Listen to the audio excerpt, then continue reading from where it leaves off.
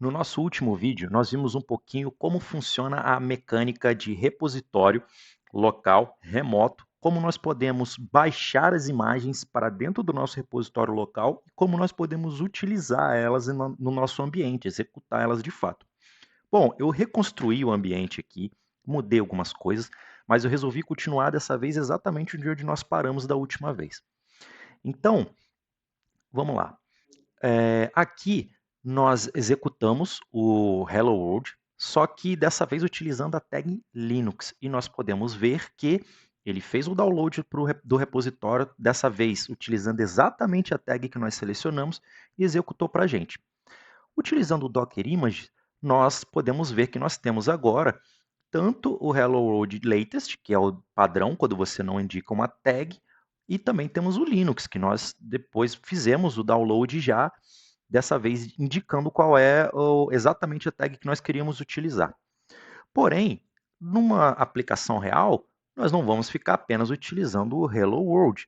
Nós precisamos, de fato, utilizar coisas que vão nos ajudar a criar ou gerenciar uma aplicação de verdade. Eu comentei também que os containers eles não precisam ter um sistema operacional, porque o próprio namespace do Docker Engine utiliza o kernel do sistema operacional para poder executar tudo aquilo que ele precisa, utilizando os recursos corretos. Porém, se nós quisermos, nós podemos ter um container de sistema operacional, e é isso que nós vamos fazer.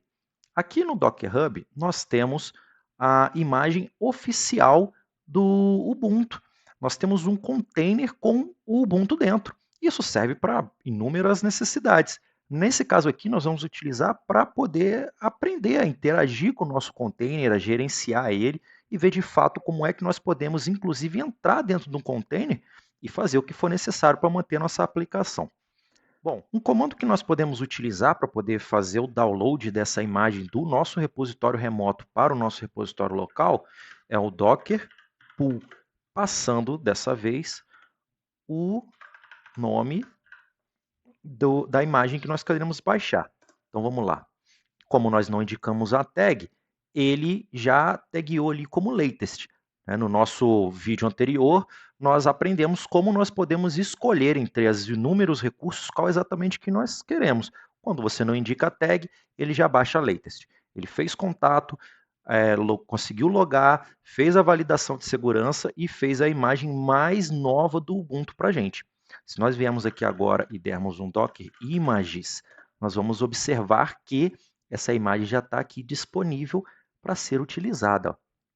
Bom, se ela já está pronta para ser utilizada, então vamos usar o comando que a gente já viu também, docker run ubuntu.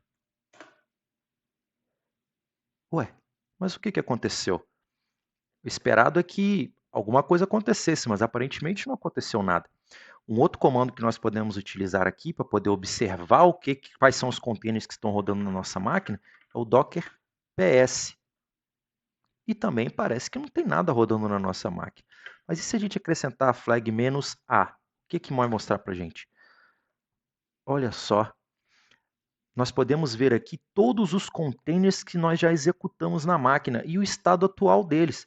Então nós temos aqui os nossos Hello Worlds, a versão latest, a versão Linux e todos os outros testes que eu já fiz aqui, que nós fizemos, tentando rodar o Ubuntu. A gente pode observar aqui que ela simplesmente saiu. Mas por que ela saiu?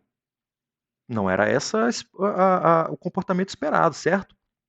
O que acontece aqui é que um container ele tem a necessidade de estar executando um processo. Afinal de contas, é isso que um container é, um processo. Como nesse caso aqui não existe nada de fato sendo executado continuamente dentro desse container, ele vai executar o comando dele e vai morrer. No caso do Hello World, ele vai executar o Hello. No caso do Ubuntu, ele vai executar o Bash. E logo depois, se não tem nenhum outro processo para executar, ele encerra. É assim o funcionamento de um container.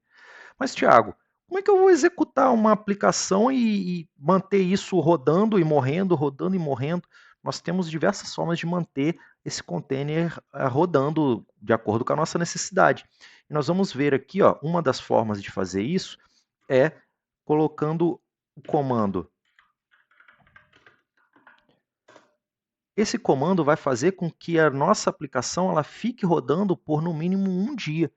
Ué, mas ela segurou o nosso terminal. Será que ela está rodando de fato? A gente vai aprender depois a executar ela sem ter o travamento do terminal. Vamos lá, eu vou abrir aqui uma nova visão. Dependendo do tipo de ferramenta que você estiver utilizando aí para acessar o seu Linux, basta duplicar a aba e depois que você logar novamente, eu vou executar o Docker PS, que é o comando que a gente utiliza para ver o que está rodando. E olha só, dessa vez nós temos o Linux rodando na nossa máquina. Ele está lá. Olha, nós temos um container ID, nós temos a imagem que foi utilizada, o comando que nós demos. Observe, anteriormente o comando era bin bash e morria. Mas agora não, nós demos um comando de sleep1d. Então ele vai ficar lá executando isso.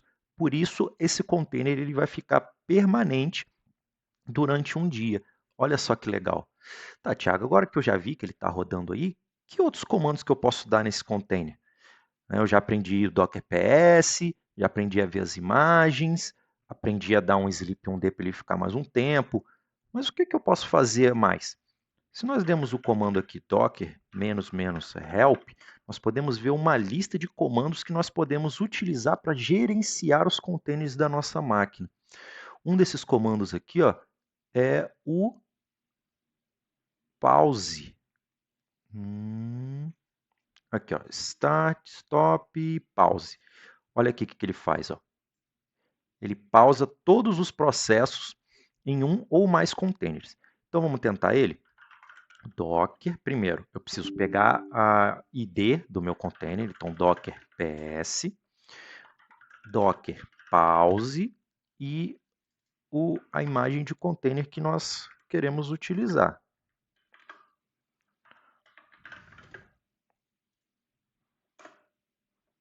Olha, ele deu um comando ali, e agora se nós demos docker ps novamente, nós vamos observar aqui ó, que ela está pausada.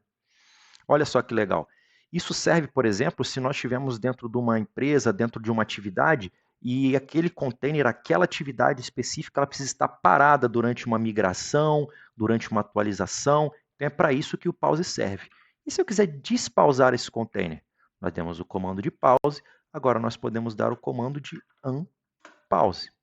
E se nós demos o docker ps de novo, nós vamos ver que a máquina voltou a funcionar. Dessa vez a gente não tem status aqui dizendo que ela está pausada. Outro comando que nós podemos dar aqui também é o stop. Ó.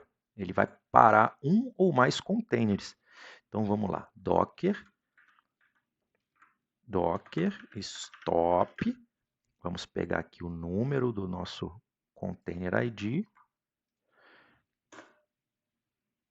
Ele vai fazer a parada de forma segura, né? Então isso demora mais aproximadamente em uns 10 segundos, e depois disso ele vai parar o nosso container.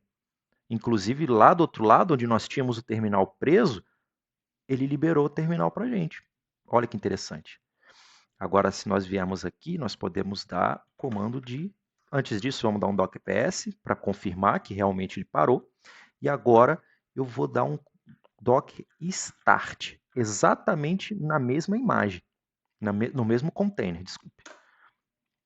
Olha só, se nós voltarmos aqui com docker ps, olha que legal, nosso container está executando novamente. Muito bacana, né? Tá, nós vimos aqui diversos comandos que nós podemos dar para poder interagir com o nosso container. Mas eu tinha falado anteriormente que é possível, inclusive, entrar dentro desse container. Nesse caso aqui, é um container de Linux. E se eu quiser entrar lá dentro e usar os comandos de Linux que eu já conheço, que eu já pratico, para poder, não sei, criar algum arquivo, gerenciar alguma coisa, será que é possível? É possível sim. E a gente vai ver isso aqui. Ó. Nós temos aqui um comando que é o docker exec. Ó. Ele executa um comando em um container que está rodando no momento. Então, para isso, nós vamos executar aqui docker exec. Nós vamos utilizar novamente aqui a ID do nosso container. Opa! Docker exec. A ID do nosso container.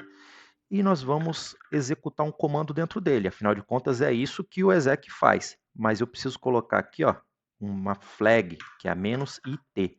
O que essa flag faz? Ela me dá a possibilidade de fazer uma interação com esse container. Então vamos ver o que isso acontece. Olha só, antes eu estava dentro da minha máquina local e agora eu fui parar em outro lugar.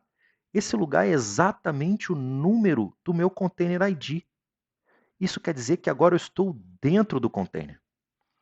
Mas será que eu estou mesmo? Vamos fazer um teste. Utilizando os comandos básicos do Linux, nós vamos nos deslocar aqui até a home. Então vamos lá, vim para a home aqui, ó, ls, não tem nada. Vou dar um pwd aqui para confirmar que nós estamos na home e eu vou criar um arquivo aqui dentro, ó, touch test. E agora dando um ls de novo, olha só, nós temos um arquivo ali dentro chamado teste. E agora?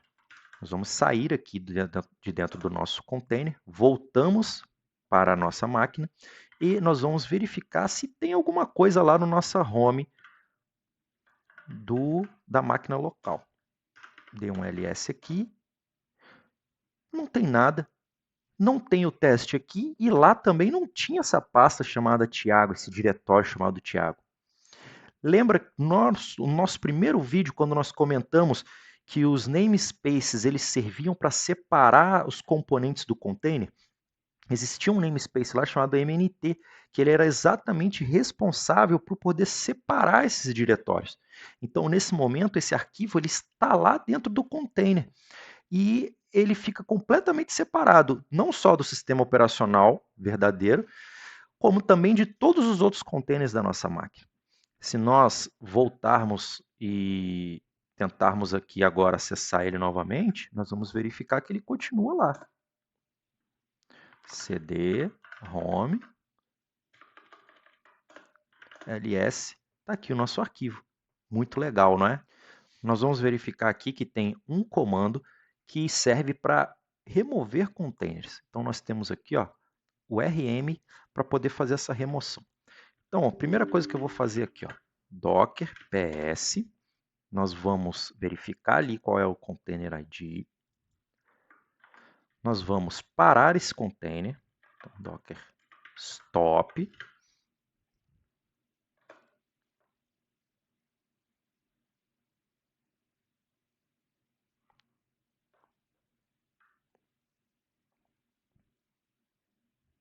Agora com o container parado, nós vamos usar o docker rm e novamente a imagem do nosso container. Será que ele foi removido? Docker ps-a. Olha só, nós já não temos essa imagem no conjunto de imagens e execuções de nosso container. Ó. Ele foi completamente removido da nossa lista.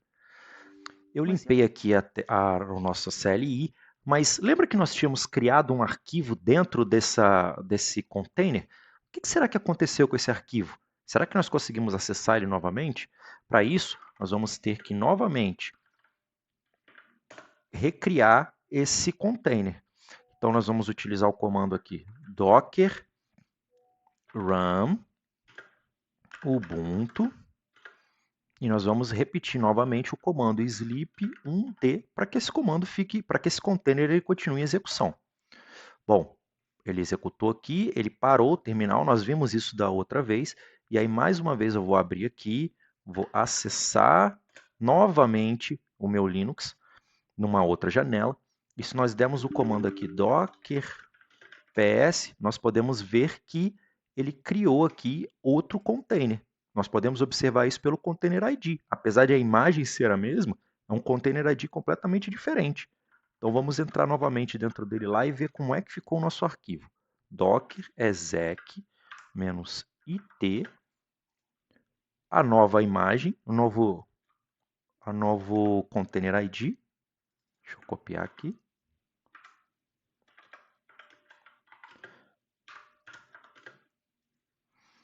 E o nosso comando. Estamos mais uma vez dentro do nosso container. Então nós vamos para home, que é onde nós deixamos o nosso arquivo. E se eu der um comando aqui, ó, infelizmente nosso arquivo já era. Mas caramba, Thiago, é legal a gente ter esse gerenciamento mais dinâmico, poder parar, poder subir, mas e se eu quiser persistir um arquivo? E se eu quiser manter ele, mesmo que eu mate o container e tenha que depois executar outra instância, outro ID, eu posso manter de fato meus arquivos ali sempre que eu quiser? Nós vamos verificar isso em outro vídeo.